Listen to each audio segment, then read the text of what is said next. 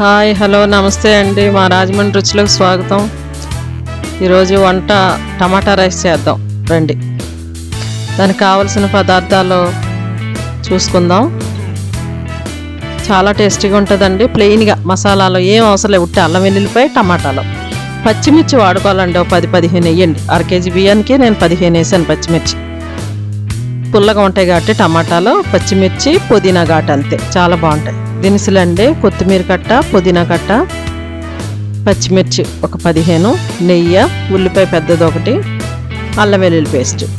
టమాటాలు చూసారా, కేజీ. ఖచ్చితంగా టమాటా శాతం ఎక్కువ తీసుకోవాలి. పెద్ద ఉల్లిపాయ, ఓ నిమ్మకాయ వేసుకోండి అవసరం అయితే. మీకు ఘాటు ఉన్నది అనుకుంటే వేసుకోండి, నేనైతే వేయలేదు, మీరు కావాలంటే వేసుకోండి. 2 స్పూన్లు ఆయిల్ వేసుకుందాం. పొయ్యి మీద గిన్నె పెట్టుకుని అల్లం వెల్లుల్లి పేస్ట్ ఒక 2 స్పూన్లు. అది బాగా ఎర్రగా ఏగనివ్వండి. బాగా పచ్చివాసన అదొకటే ఏగాలి, ఇంకేమీ వేపక్కర్లేదు, అన్నీ పచ్చియే. సిమ్లో పెట్టండి, చిన్న మంట మీద చక్కగా వేగనివ్వండి. దగ్గరికి అయ్యాక టమాటా ప్యూరీ వేసేయండి. టమాటాలో పచ్చిమిర్చి, కొంచెం పచ్చి జీలకర్ర మిక్సీలో వేసి గుజ్జు చేసి పెట్టుకున్నానండి. నెయ్యి 3-4 స్పూన్లు వేసుకోండి. నెయ్యి దాంట్లో 2 స్పూన్లు నూనె, ఇంకా ప్యూరీ చేసుకున్నాం కదా వేసేయండి. పచ్చిమిర్చి, జీలకర్ర, టమాటాలో పేస్ట్ వేసి మూత పెట్టేయండి. చూసారా, దగ్గరికి అయ్యింది. అన్నీ పచ్చి కమ్మగా ఉంటుందండి. అన్నం చాలా బాగుంటుంది. సాల్ట్, కొంచెం ఉల్లిపాయలు, 1 ఉల్లిపాయ, 4 మళ్ళీ పచ్చిమిర్చి. ఈ పులిపాటికి పట్టేటట్టుగా ముక్కలు మూత పెట్టి ఒక 5 నిమిషాలు ఉంచండి.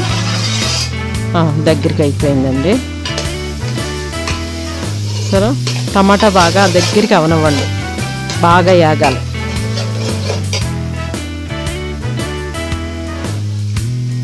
పుదీనా కట్ట మిక్సీలో వేసి అది కూడా పేస్ట్ చేసి పెట్టుకున్నాను. పుదీనా ఒక్కటే, కొత్తిమీర లాస్ట్లో గార్నిష్ చేసుకుందాం. దీంట్లో కారం, పసుపు ఏమి వాడలేదు మనం, ఉత్తి టమాటాలే.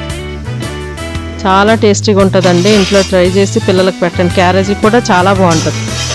వారి ఆఫీస్కి కానీ చాలా బాగుంటుంది. స్పీడ్గా అయిపోతుంది, త్వరగా.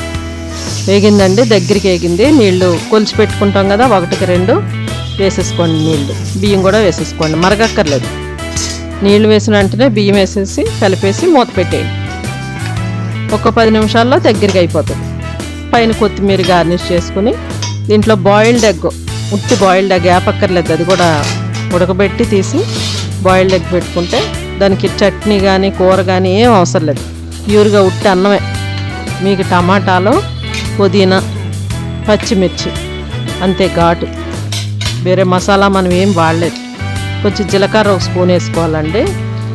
టమాటాలు పేస్ట్ చేసినప్పుడు పచ్చి జీలకర్ర, ఎంత నూనెలో వేగక్కర్లేదు, పచ్చిదే. చాలా టేస్టీగా ఉంటుంది. చూసారా, ఇంట్లో ట్రై చేయండి, టేస్ట్ చేయండి, మీ కమెంట్స్లో తెలియజేయండి. Thank you. మా ఛానల్ని లైక్ చేయండి, షేర్ చేయండి. మరిన్ని వీడియోస్ కోసం సబ్స్క్రైబ్ చేసుకోండి, నోటిఫికేషన్ ఆన్లో పెట్టుకోండి.